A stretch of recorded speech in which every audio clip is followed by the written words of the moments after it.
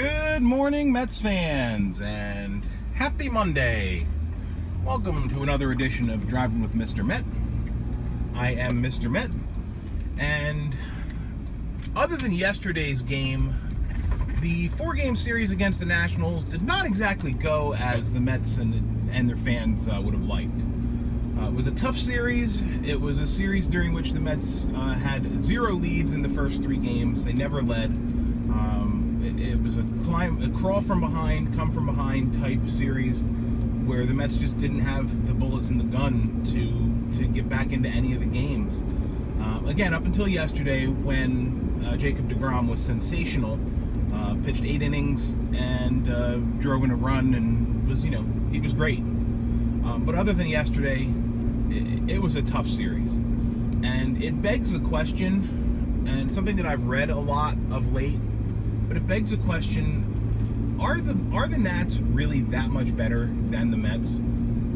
Are the Mets in the Nats league in 2017? It's a fair question. It's a fair question to ask.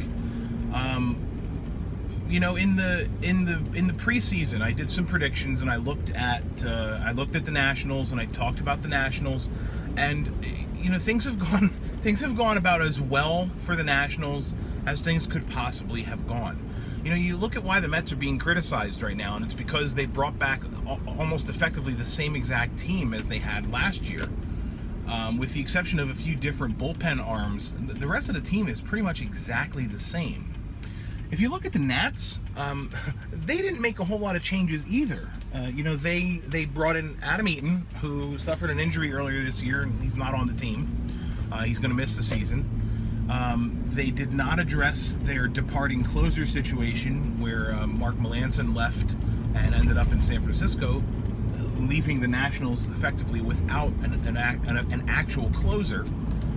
The bullpen in the Nationals organization has been their biggest Achilles heel, but it hasn't really cost them anything. I mean, yeah, their bullpen is terrible, but they're still, 10, 11 games over 500. They're leading the NL East right now by 10.5 games. Now, that could be, again, a byproduct of how bad the NL East is right now, but the Nats aren't suffering for their lack of moves like the Mets are suffering for theirs. And it's sort of like, who would have predicted, if you looked at what happened in 2016 with Brian Zimmerman, with Anthony Rendon, the fact that they lost their big slugging catcher Wilson Ramos and brought in Matt Wieters. Who would have thought that these guys would all be just killing the ball all the time? Who would have thought that Zimmerman would be leading the National League in batting average? Who would have thought that the Nats would have had the best offensive production? Again, based on what happened last year, looking at what happened last year, who would have expected that? I mean, Anthony Rendon had a terrible year last year. He's been great this year. Zimmerman has been like a brand new player. It's like they traded in an old model and got a new one somehow. It's just crazy.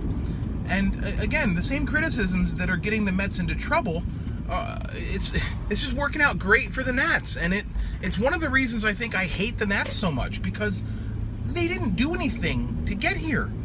It's like they did nothing, and they're so good. It drives me crazy. I do think that's why I hate the Nats so much. They seem to catch breaks. And maybe I'm just being, naive and a little bit too Mets fan-y right now. But I just feel like they catch every break they could possibly catch. Speaking of catching, it's reaching a point now where I'm not ready to give up on the season, but I don't think it's possible for the Mets to catch the Nationals. I just don't, because the Nationals are playing too well. In order for, and I know they just lost or broke a 6-game losing streak or something, where they had a pretty tough stretch before they came into Queens and faced the Mets and broke themselves out of their funk. But I just don't think the Nats are going to be relinquishing that top spot in the division. Now, it's not to say that something like what happened in 2015 for the Mets can't happen this year. And what happened in 2015? The Mets played some really atrocious baseball throughout the first half of the season, approaching the first 2/3 of the season. And then the Yoenis Cespedes trade happened, and the team just went on an absolute tear and ran away with the division and ran away with the pennant.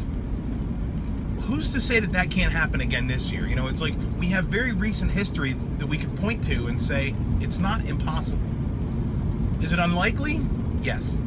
I do think it's unlikely. You know, but is it impossible? No. And so while I don't want to give up on the season, while I do kind of feel like they're not going to catch the Nats, I do feel like we need to keep watching this team because there are enough talented players that are going to be coming back off the disabled list over the next couple of weeks and months that their returns could be the infusion that the team needs just to spark something. Who knows? You know, stranger things have happened, as we've seen in 2015. You know, after being at the lowest of low points, losing that series to the Padres after that rain delay and Familia giving up that home run to Matt Kemp, or was it Justin Upton? I don't know. Who cares? It was a rainy day and the home run, and it was like, okay, this is the bottom now. We have reached the bottom. And the very next series was the Nats series that sort of turned the entire season around. Is there going to be a series like that in 2017? We can hope, because we need to hope that there is going to be one. One more thing I did want to point out. I find it hysterical and ridiculous that the backup catcher for the Nationals, again harping on my hatred of the Nationals, the backup catcher, Jose Lobaton, like a career 100 hitter, has 2 home runs this year. Guess who they're against? That's right, both against the Mets. I just can't. Anyway, that'll wrap it up for today's edition of Driving with Mr. Met. The Mets play on the West Coast tonight. They face another tall task as far as the starting pitching is concerned. They face Clayton Kershaw tonight. So that probably means Conforto will either not be in the lineup or he'll be 0 for 5 with 4 strikeouts. Or I wish 0 for 5. 0 for 4 with 4 strikeouts. Anyway, hopefully the Mets can keep some momentum going after yesterday's good game, get some positive vibes there, and start some good play out on the West Coast. I will be back tomorrow. I will be groggy-eyed and sleepy because I'm going to try to watch the whole game tonight. By the end of the week, I'll be a zombie, but I'll be back tomorrow to recap tonight's game. Until then, I thank you for watching as always.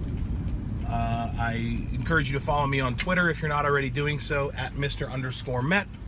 And as always, let's go Mets.